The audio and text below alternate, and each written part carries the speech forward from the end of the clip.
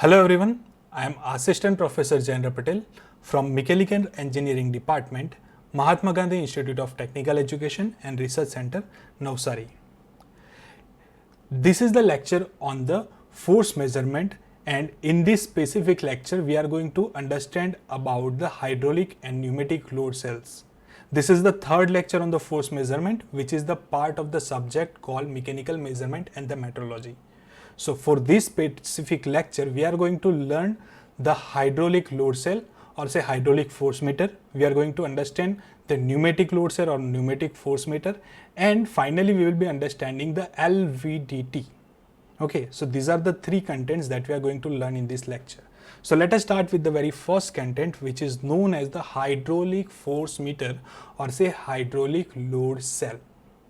Now, when we talk about the force meter, basically this kind of force meter operates on the principle of the force counterbalance. Force counterbalance. Okay, so this is the basic working principle of the hydraulic force meter. And as we discussed in the last lecture, this is the third variety of the force measurement, where the force is getting converted in the change of the pressure of the hydraulic or pneumatic system. Okay, and that pressure will be measured in terms of PSI or say in terms of the using the pressure gauges. Okay, so this is what we are going to do in this specific session. And for this particular purpose, over here, as this is the hydraulic device, we will be using the hydraulic. That means we will be using the liquid over here. Okay, so basically over here, what will happen whenever the force will be applied on this specific device on a definite area, which is known as the load platform. Okay, the fluid that is available inside will get pressurized. Okay, and as a result we will receive a fluid pressure increase, and that particular increase can be measured using the variety of pressure measuring devices. Okay, so this is how the pressure measuring device will give us that how much load is available on the loading platform. Okay, so this is how we can measure the force using the pressure measuring device. So let us understand how the whole system will work. The actual practical system is looking something like this. This is how the practical system will look like. These are the hydraulic load cells. Now, this particular part, the upper part, is known as the loading platform. You can observe that this is the loading platform and there is a piston available over here. Okay, now the whole system is available above the diaphragm. This is the metallic diaphragm which is available over here. Okay, and exactly below this metallic diaphragm there is a oil available. Okay, the volume of the oil is fixed, and this oil is connected to the two parts. The first part is connected to the metallic diaphragm, and the second part of the oil is connected with a pressure measuring device, which is over here is the Bourdon tube pressure gauge. Okay, so this is the Bourdon tube pressure gauge. Instead of Bourdon tube pressure gauge, we can use other pressure measuring devices also. Okay, so there are options available in the pressure measuring devices. Now, this is the basic construction of the hydraulic force meter. Okay, now whenever the force acts on the loading platform, okay, this is the loading platform. Whenever the force will act, that means whenever I will apply the load over here on this specific loading platform, the diaphragm will deflect in the downward direction, which basically increase the pressure of the fluid which is available below the diaphragm. Okay, now this specific pressure increase in the fluid is basically equal to the magnitude of the load that is applied in the upper part of the loading platform. Okay, and now this pressure developed in the fluid will be transmitted to the Bourdon tube, which is calibrated in terms of the load. Okay, and this is how the whole hydraulic force meter or say hydraulic load cell will work. Now normally this kind of hydraulic load cell can be used for the measuring of the force in the range of 0 to 2.5 meganewtons. Okay, so basically as they are the hydraulic ones, they can be used for the higher ranges, and the accuracy is also high. The accuracy is around 0.1% of the full scale. Always remember that I am showing the accuracy in terms of the full scale. Whatever the scale it is showing, it is having the accuracy of 0.1%. So it is highly accurate device in terms of the accuracy. Okay, now it has very good advantages against the pneumatic load cell. It has a very first thing, it has a very good response against the load variation. Okay, secondly, it is a self-contained, because over here you can observe that there is no outside extra power is required. Okay, so it is a self-contained device. There is no outside power required, because whatever the load you are going to apply will be directly transmitted to the pressure, and that pressure is basically going to be measured using the burden tube pressure gauge. So there is no power consuming device available. Secondly, it is available for both the compressive loads as well as the tensile load. Whatever the force is available, it will be available for the measurement. It is having a very good sensitivity, suitable for the higher impact loads. Whenever the impact loads are there, it is very suitable, and it can basically withstand the higher overloads also. Whenever the load cells are concerned, if the overload is there, okay, so if you put the value higher than the measurable value, in that case also it will be withstanding that higher overloads, and after removal of the higher loads, it will be starting its working in a normal way. Okay, so hydraulic force meter or say hydraulic load cell is very basic device which is used in a very wide ranges against the pneumatic force meters. Okay, the second device that we are going to understand is the pneumatic force meters or say pneumatic load cell. Now previous one was the hydraulic ones, this one is a pneumatic one. So you can observe that ki whatever the device is there is going to be almost remain same, but the working fluid will be changed. So instead of the hydraulic, we are going to use the pneumatic force meter.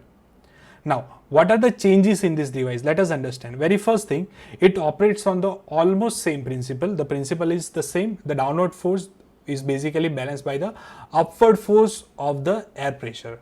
Okay, so whatever the downward force that we are going to apply, which is going to be the unknown force, okay, and that particular unknown force will be balanced by the air pressure. By applying the external air pressure, we will be balancing that particular force, and we will measure this particular air pressure, how much air pressure we required to measure this particular unknown force, and based on that we will be able to understand ki bhai how much force is applied on the diaphragm. Okay, so this is how we are going to learn the pneumatic force meters, or say this is how the construction or say principle is going to be.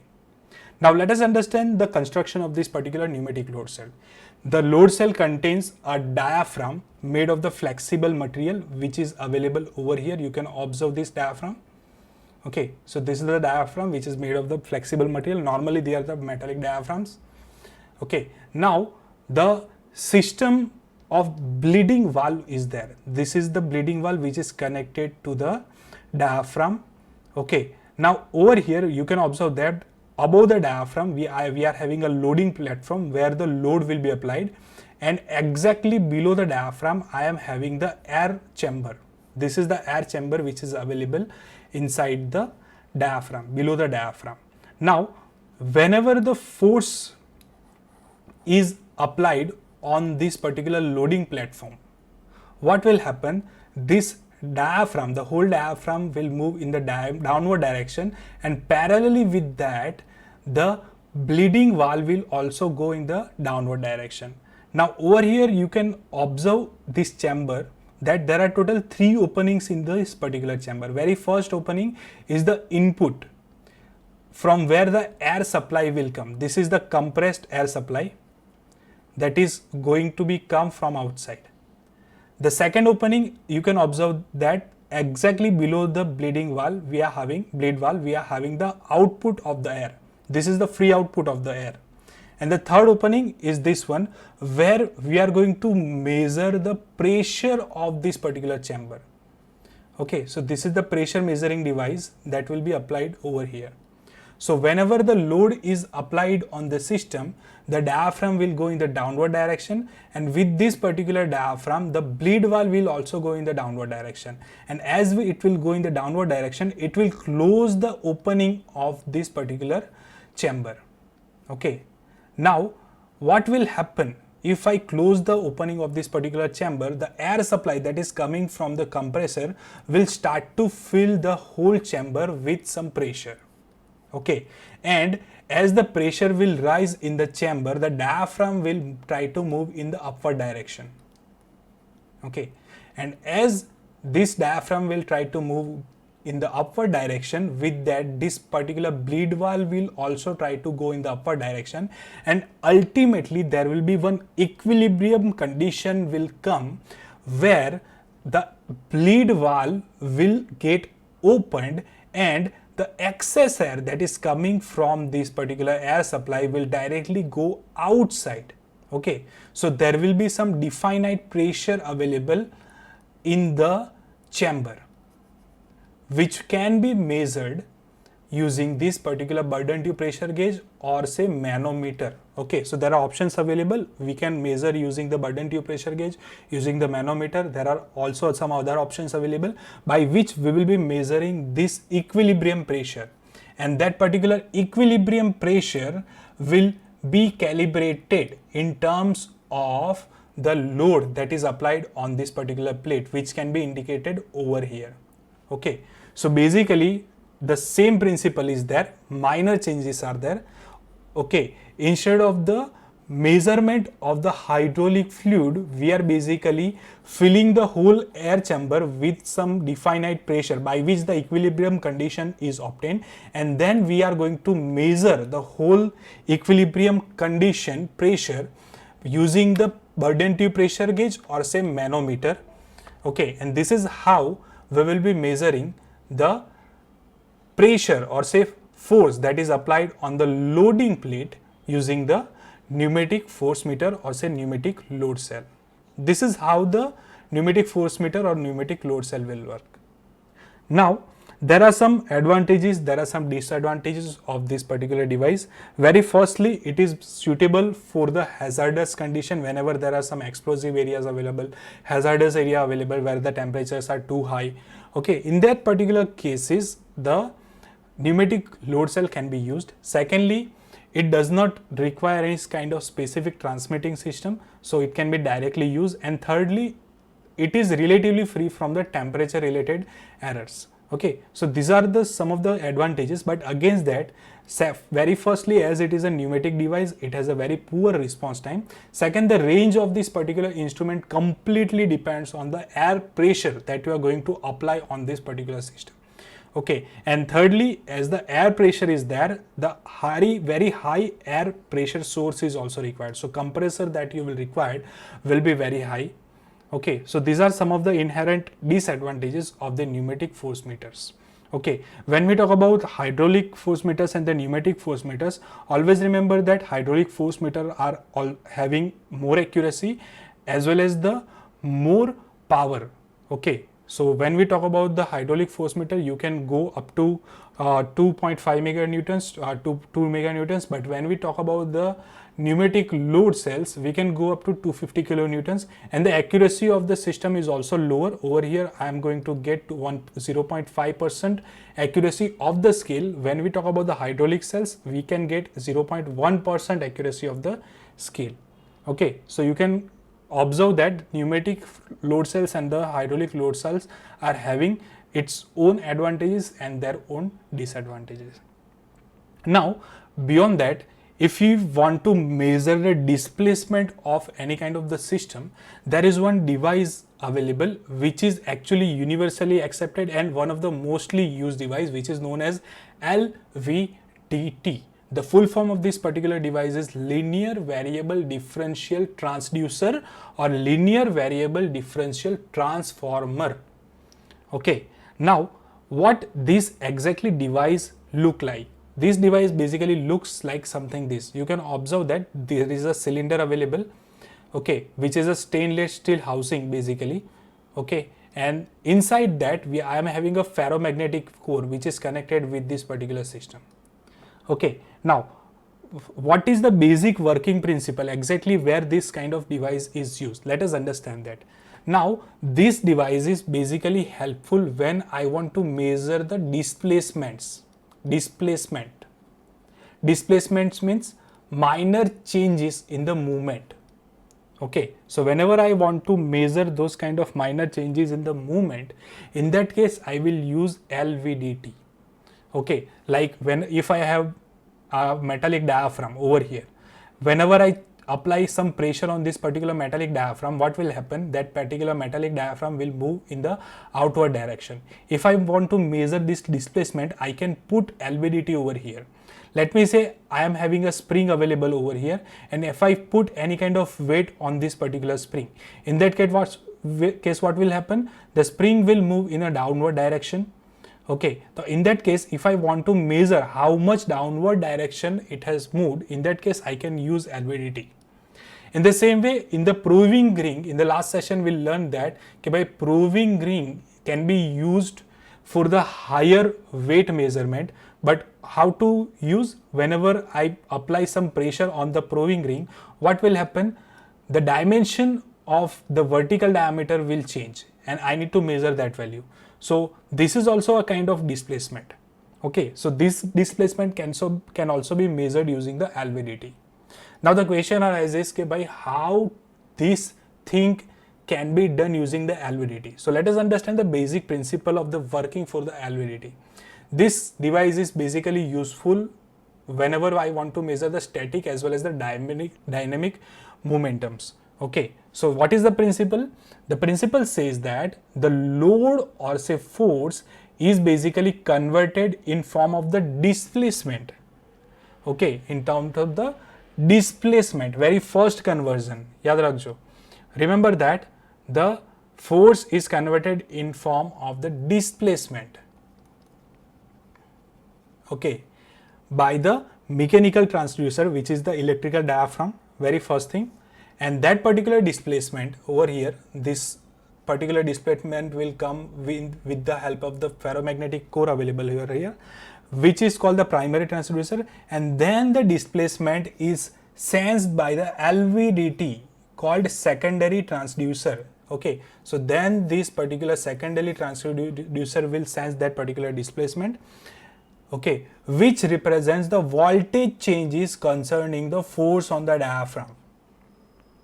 Okay, so basically how it will measure? It will measure it in terms of the change of the voltages in the system. Okay, so basically whenever the primary displacement is done, that means whenever the ferromagnetic core will move, that is the primary displacement. Ultimately what will happen? The secondary coil will generate the voltage changes, and that measurement of the voltage changes will give us the value of the displacement, how much displacement has occurred in this particular ferromagnetic core. Okay, so let us try to understand it from the basic level, so you will be able to absorb the principle. Okay, so let us try to understand how the whole system will work. Now, as I told you, very first thing, there is a non-magnetic tube available. So you can observe that this is the steel housing, stainless steel housing. This is a non-magnetic tube. The whole tube that is available over here is a non-magnetic tube. The same thing is available over here. This is the non-magnetic tube. Okay. Now, this non-magnetic tube is having windings around it. There are total two varieties of windings available. Very first winding is the primary winding. Okay, let me just change the color. Okay, I will show you the winding. This is the very first winding, which is indicated as the primary winding over here. Okay, so this is how the complete winding is done, and this is the copper winding. This is not like something simple. This is a copper winding that is available over here. Okay, it will be something like this. Okay, and this copper winding is connected with the AC input. Okay, so there is an AC input available. Okay, AC current input available. Now there is a secondary winding available, which is available at the both side of the primary coil. Okay, so this is the secondary winding. As you can observe, this is the secondary winding. Now, how this secondary winding is done? Let me just change the color once again. This secondary winding is done in a such a way that, like, if this is a clockwise winding, this particular one is a clockwise winding, the same number of windings are done at the second end. This is the second end, but they are done in a anti-clockwise manner. They are done in a anti-clockwise manner, such something like this. Okay, so these are the anti-clockwise winding. Okay, so if this is a clockwise one, this is the anti-clockwise one. Secondly, both are identical. So number of coils available over here will be number of coils available over here. So just remember this thing. And the both are connected in a series manner like this. Both are connected in a series manner, and the output will be shown over here. This is the potential output which will be shown over here. Okay, so once again I am revising what is available. Very first thing, this particular one is a non-magnetic tube. Okay, above that particular non-magnetic tube there is a primary winding available in which the AC current is going to be flown. The secondly, we are having two secondary winding. Very first winding will be available over here, second winding will be available over here. Both winding are identical as well as opposite to each other. Okay, so number of coils that are available over here will be same as here, but they will be opposite to each other. If one is clockwise, second will be anti-clockwise. Okay, so this is how the whole winding is done. Now, what exactly will happen over here? Let us try to understand. Inside this particular non-magnetic tube, we are having one armature core. Now, what is this armature core? Armature core is nothing but it is the ferromagnetic material that is available inside it. It is a cylindrical one. Okay, this is the ferromagnetic material that is available inside it, and there is an extra rod that is connected with the elastic diaphragm. Okay, so elastic diaphragm will do what? It will actually, whenever the force will be applied, the elastic diaphragm will be moved, and if the elastic diaphragm will move, the armature core, or we can say ferromagnetic core, will also move. Okay, so this is how the construction is done. Now let us try to understand how the working is done, exactly how the system will work. Now initially, whenever there is a no load condition, no force is getting applied, at that time what will happen? Let us try to understand. Whenever I will apply the AC current over here, whenever I will apply the AC current over here, AC current, in that case what will happen? A magnetic flux will be generated in the primary winding. Okay, this particular magnetic flux will actually absorbed by the armature core. So the whole ferromagnetic armature core will be converted into a magnetic core. Okay, now this is the magnetic core which is available on the armature core. Now what will happen over here? There is a secondary winding available over here. First winding is the clockwise. So it will generate some EMF, or say it will generate some potential. Okay, let me say that particular potential is E1. At the same time, the secondary winding that is available at the second end will also generate some EMF, or say we can say potential, which is indicated by E2. Now, as I told you, there is no force acting on this particular one, so armature core is available at the center. Okay, and as it is available at the center, from both the end, whatever the whatever the potential is generated will be same. That means we can say that E1 will be equal to E2, because there is no movement of the armature core, as well as both side windings are same but opposite. Okay, so we can say that E1 is equal to E2. Okay, and due to that we can write down E1 minus E2 is equal to 0. Okay, because both side we are having positive. If one is considered as positive and second should be considered as a negative one, and ultimately the output will be 0. So there will be no potential generated in the system. Okay, but there are two options available. If there is a force applied over here, what will happen? This armature core can move in the left direction. if there is a negative force applied over here, the armature core can move in the right direction. In that case, what will happen? So in that case, the case 1, this is the case 1 where the armature core moves in the left direction, and this is the case 2 where the armature core moves in the right direction. So in that case, what will happen? So this was the very first case that we have seen. Now secondly, if the left direction movement happens in the armature core, in that case what will happen? As you can see, the magnetic force will be higher in the left direction. So what will happen? In the first secondary coil, whatever the E1 will be generated will be very high, and in the second secondary coil, the E2, the value of E2 will be less, as the less magnetic power is available over here. Okay, so ultimately E1 will be greater than E2. Now, how much E1 is greater than E2? It will be completely upon the displacement that has occurred in the core. Okay, so the displacement of the core will be directly proportional to the generation of the E1 minus E2. Okay, so this is what we are going to get as an output. The value will be positive in this particular case, as E1 is high, E2 will be less, so the value will be positive in this particular case. Okay, and if the negative force is generated and if the core moves in the right direction, you can see that the secondary value E2 will be higher and E1 will be less. Okay, so in this particular case, E1 will be less than E2, and ultimately E1 minus E2 will give us a negative value, and which is also directly proportional to the displacement of the core. Okay, so in this particular LVDT, we have understood that whatever the armature core displacement occurs, armature core